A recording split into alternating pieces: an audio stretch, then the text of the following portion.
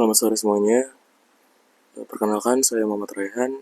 Sebelumnya saya ingin mengucapkan terima kasih atas kesukarelaan kalian datang untuk mengikuti bimbingan kelompok pada hari ini. Jadi, seperti yang sudah dibicarakan kemarin, kita akan membahas topik mengenai kecemasan sosial. Jadi, kecemasan sosial ini adalah situasi di mana kita mengalami cemas ketika sedang berinteraksi mungkin kan, atau juga sedang berinteraksi dengan orang-orang atau melihat pernah ke kelompok itu. Jadi, di sini sebelum kita mulai, kita mungkin saya langsung bertambah dulu. Udah kita masing-masing berdoa mulai.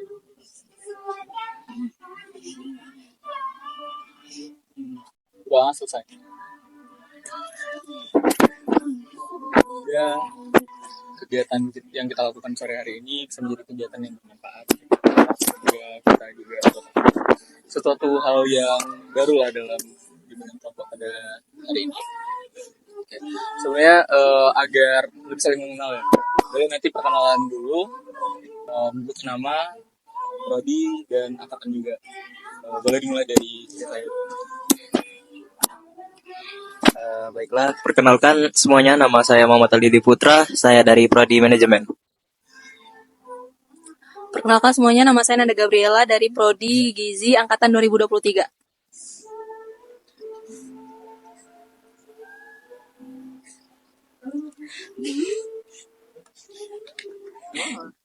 Perkenalkan semuanya, nama saya Mutia Givira. Perkenalkan semuanya, nama saya Syifa Fifi dari Prodi Administrasi Publik Angkatan 2024. Perkenalkan, nama saya Muhammad Rifki dari Prodi Ilmu Komunikasi Angkatan 2023. Ya, saling kenalan ya, bisa kenal. Jadi di sini mungkin ada yang pernah mengikuti bimbingan kelompok sebelumnya? Belum pernah teman? Sudah. Boleh Aldi diceritakan dulu pengalamannya waktu mengikuti bimbingan kelompok, dan menurut Aldi apa nih yang harus diketahui tentang bimbingan kelompok? Baiklah, dari pengalaman saya mengikuti bimbingan kelompok, saya mendapatkan insight baru dari cerita-cerita orang di sekitar saya mengenai apa yang dirasakan di lingkungannya ataupun sebagainya gitu. Jadi menurut Aldi, apa yang Aldi ketahui tentang bimbingan kelompok? Bimbingan kelompok itu kita belajar diskusi bersama mengenai topik yang akan dibahas dari suatu kelompok tersebut. Nah, jadi apa topik yang relevan untuk kita bahas pada saat diskusi tersebut? Benar apa yang aku disampaikan sama si Aldi tadi, bahwasannya bimbingan kelompok itu adalah tempat di mana kita membahas suatu topik, dan topiknya itu biasanya sudah ditentukan. Jadi di sini topik yang akan kita bahas kan mengenai kecemasan sosial. Nah, untuk kecemasan sosial sendiri, kalian ada yang pernah mengalami kecemasan sosial belum sebelumnya? Bebas, nggak harus kecemasan sosial, kecemasan apapun boleh. Saya. Boleh. Jadi kalau ngomong di depan publik itu, aku tuh nggak bisa lancar gitu ngomongnya, kayak pasti typo gitu, kayak beberapa kata tuh kayak jadi nggak sesuai gitu sama apa yang mau diucapin. Itu tuh termasuk kecemasan sosial nggak sih, Kak? Kalau penyebabnya bisa masuk kategori kecemasan sosial. Kalau boleh tahu itu udah berapa lama? Dari dulu, Kak. Dari dulu ya? Dari dulu, setiap ngomong depan publik gitu, apalagi kayak misalnya orang di depan orang ramai gitu. Kira-kira apa pemicunya? Itu muncul lah kecemasan. Mungkin karena malu gitu ya. Ya, kayak ngerasa jadi sorotan gitu kan, kayak merasa diliatin sama banyak orang, jadi pusat perhatian, jadi kayak mungkin salah tingkah juga, terus jadi kayak berujung malu gitu, terus ya mungkin gitu deh, jadi ngomongnya gak jelas. Untuk yang lain mungkin ada yang pernah mengalami hal yang serupa dengan Kak Anda. Sepertinya tidak ada. Jadi yang disampaikan oleh Kak Anda tadi ceritanya mengenai kecemasan sosial, itu kategori kecemasan sosial. Dia bisa berinteraksi dengan orang yang baru kan. Karena takut apa yang disampaikan itu tuh banyak typo juga ya. pemicunya bisa banyak, mulai dari pola asuh bisa lingkungan juga, mungkin di lingkungannya nggak terlalu membuat karena dia itu takut berbicara. Rekan-rekan yang lain ada yang ingin menyampaikan ceritanya juga. Mungkin di sini saya lupa menjelaskan juga ya. Bahwasannya di bimbingan kelompok ini kalian bebas bercerita, kalian bebas bertanya, mengeluarkan pendapat apapun itu, terserah, bebas. Nggak ada yang bakal ngejudge kalian. Apapun yang kalian keluarkan di sini akan tetap di sini dan nggak akan bocor kemana-mana. Karena itu salah satu asas di dalam bimbingan kelompok, asas terakhir. Jadi kalau misalnya kalian mau menyampaikan sesuatu yang kalian merasa kayak, wah ini kalau diceritain kayaknya bakalan bikin aku malu, atau kalau aku ceritain ini nanti bocor nggak ya? Nggak akan bocor dan nggak ada yang bakalan ngejudge kalian. Di sini tujuan kita mengikuti ini, kita memiliki permasalahan yang sama, kita mencoba mengatasi, mencari cara untuk mengatasi. Kalau misalnya ada yang mengalami, aku pernah cemas gara-gara ini, mungkin teman-teman yang lain punya pengalaman yang serupa dan kemungkinan juga bisa membantu juga. Boleh sih. Untuk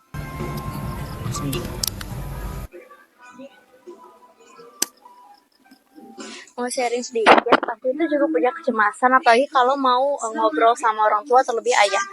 Jadi misalnya mau komplain soal apa gitu kan kak.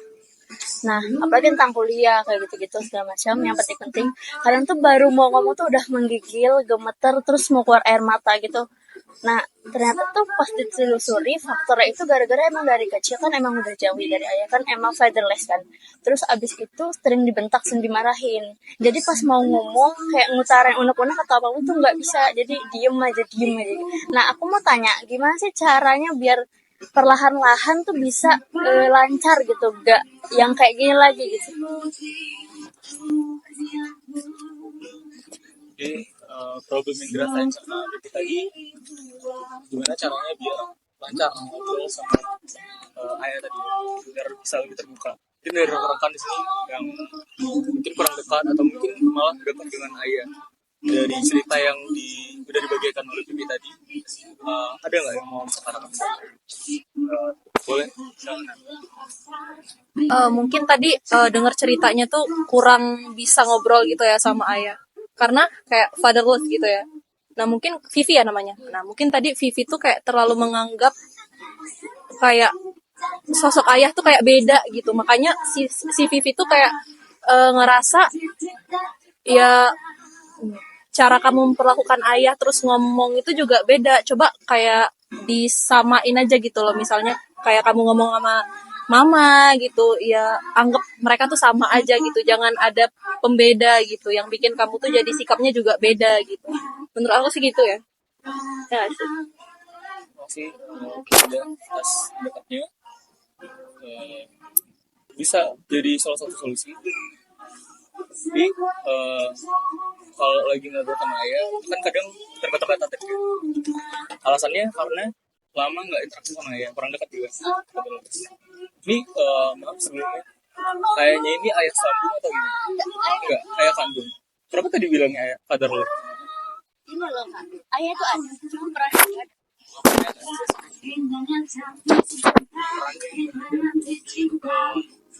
Enggak berinteraksi itu memang Jarang itu, karena ayah itu kan juga kerja itu gimana ya, soalnya kerjanya gampang aja kak, dosen kan pulang juga ke rumah, tapi kan karena dia juga ngurus kerjaan lain, kerjaan lagi yang lain, kayak bener-bener gak jarang di rumah, ketika di rumah terenggak, dan di rumah pun juga nggak ada ngomong sama sekali, lewat lalu lalang udah gitu aja.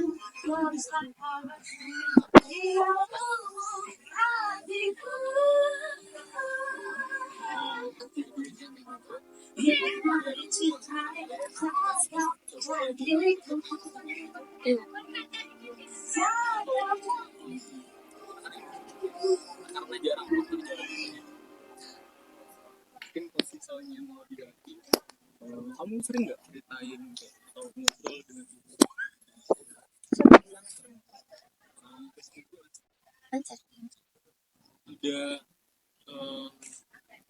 Ada apa juga sih yang bikin kita tetap berdebat? Karena jarang interaksi.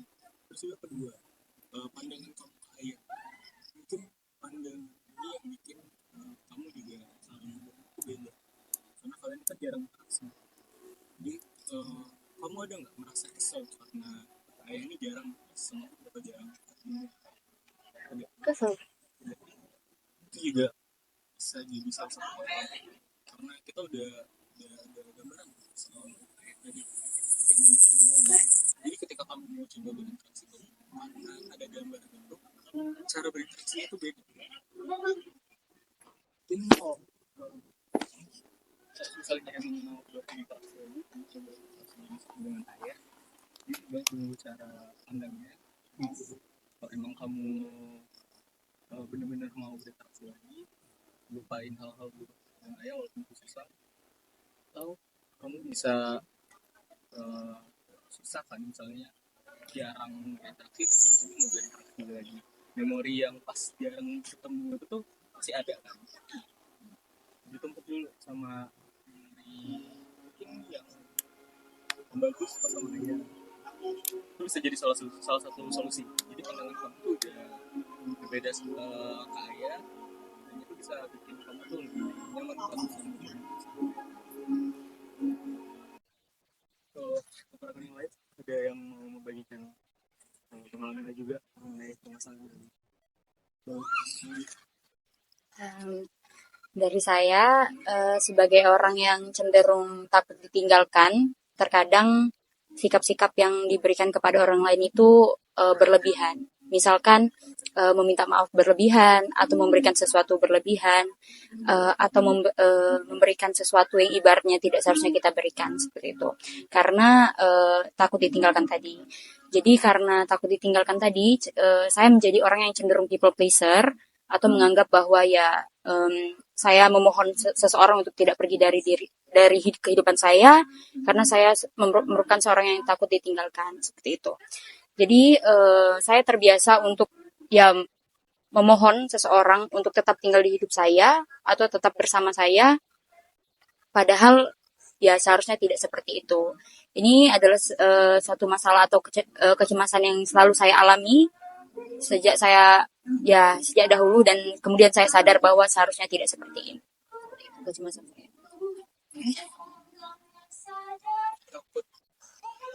Takut kehilangan, cemas akan ditinggal. Ada yang punya pengalaman yang sama nggak? Pernah takut juga ditinggal?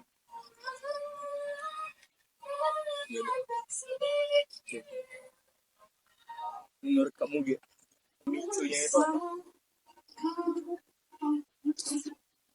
Menurut aku mungkin pemicunya itu adalah ya karena aku ngerasa bahwa orang-orang itu harus sama seperti aku.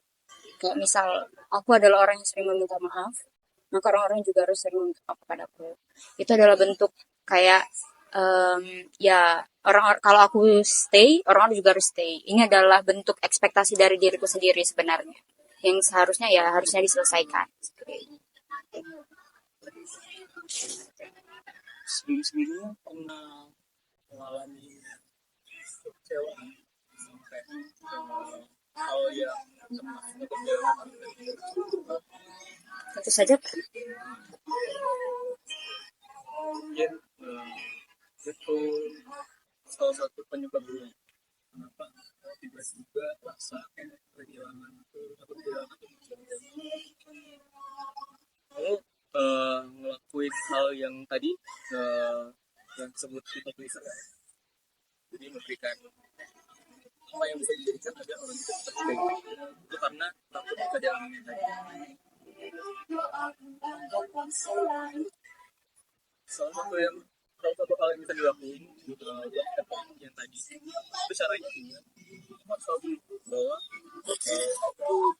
berharga, sesuatu yang berharga itu nggak seharusnya melakukan hal tadi, memberikan sesuatu ke orang tuh nggak masalah sebenarnya. Oke. Tapi pas misalnya ya langsung ketika mau bilang tadi merasa bersalah berlebihan, kan tidak kayak gitu. Misal kita memang membuat kesalahan terus juga kita ngerasa itu tuh ngelupain orang lain, ya udah kita minta maaf, tapi minta maafnya itu sewajarnya, nggak boleh harus berlebihan gitu. Kita minta maaf di luar dia mau maafin atau enggak, ya itu terserah dia. Tapi kita udah maaf, udah minta maaf. Mungkin dari rekan-rekan lain punya tanggapan? Bisa ditanya Pak Mulia. Mungkin ada pertanyaan lagi? Enggak ada. Mungkin cukup pengalaman yang sudah diberikan oleh rekan. Terima kasih karena udah mau terbuka menyampaikan pengalamannya. Itu kalau misalnya dirasa perlu tindak lanjut nanti bisa dikabarin lagi. Kalau misalnya emang ini problemnya berat nih, itu butuh penyelesaian di luar ini nanti bisa. Terus balik lagi ke kecemasan sosial tadi. Tadi rekan-rekan sudah akan pengalaman mengenai kecemasan. Yang disampaikan tadi itu ada satu pautnya dengan kecemasan. Jadi menurut kalian kecemasan itu udah mau berubah tadi? Itu titik? Gak ada ya. Dan saja kecemasan itu tuh adalah suatu reaksi yang ditimbulkan karena pengalaman. Misal kita pernah mengalami hal yang takut ditinggal teman tadi. Dari pengalaman itu muncul rasa cemas. Kalau misalnya lagi dengan orang yang kayak meninggalkan kita, muncul rasa cemas itu karena pengalaman. Jadi cemas itu adalah suatu reaksi yang timbul karena pengalaman.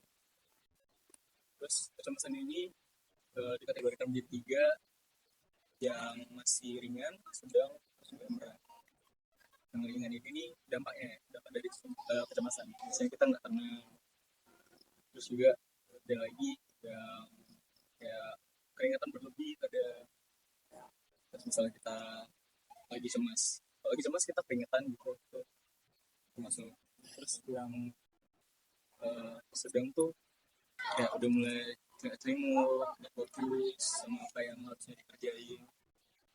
Yang berat tuh bisa sampai ke fisik kayak tremor, berat gitu. Terus itu juga bisa marah ke depresi juga.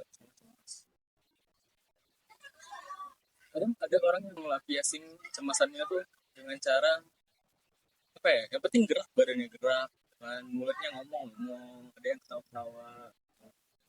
Ada orang yang melampiaskan itu.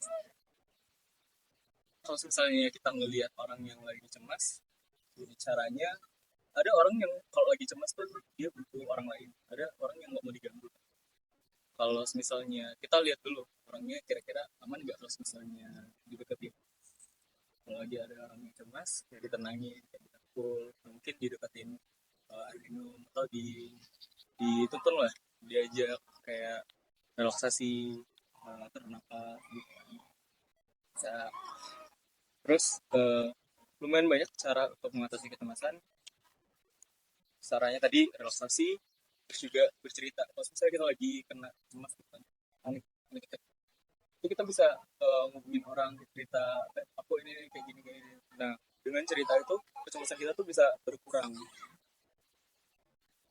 Dengan kita berbagi cerita dengan orang lain, kecemasan kita tuh bisa berkurang.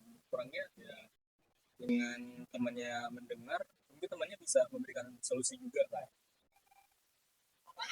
Terus kalau misalnya menangani kecemasan yang udah berat, itu bisa dengan terapi, bahkan ada yang ke psikiater pakai obat-obatan ya.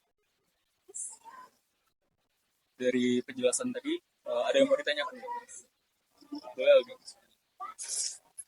Tadi kata Kak Rehan kan kategori kecemasan itu dibagi 3, ringan, sedang, dan berat. Nah, untuk kasus dari Kak Muge tadi masuk kategori yang mana ya? Dan apa alasannya? Yang takut kehilangan tadi kan? Itu kakak kalau lagi ngerasa cemas tuh sampai nangis nggak sih? Iya. Kalau dari pendapat kakak ya, itu udah masuk sadar. Karena nangisnya tuh sampai lempar-lempar barang nggak sih?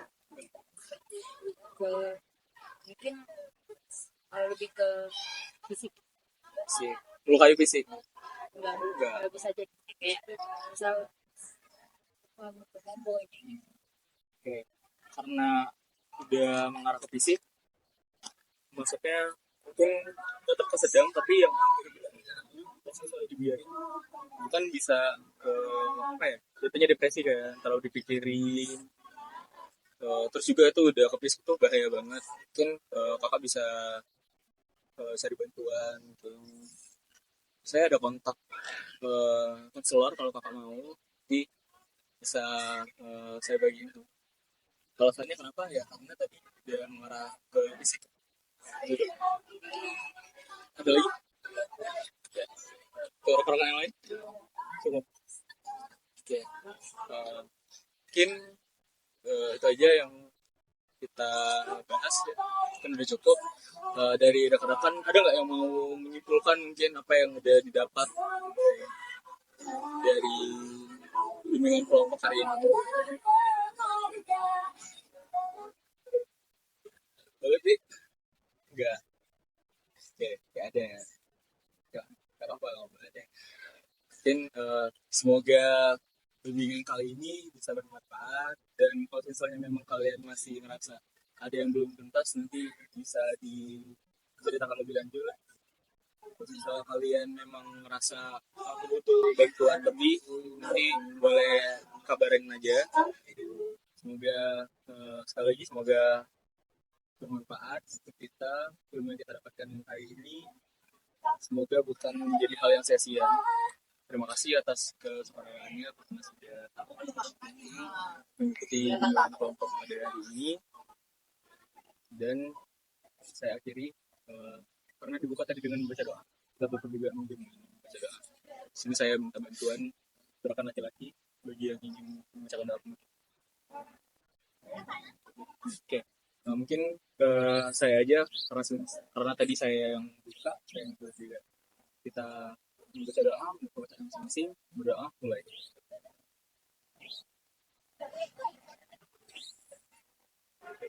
Doa selesai.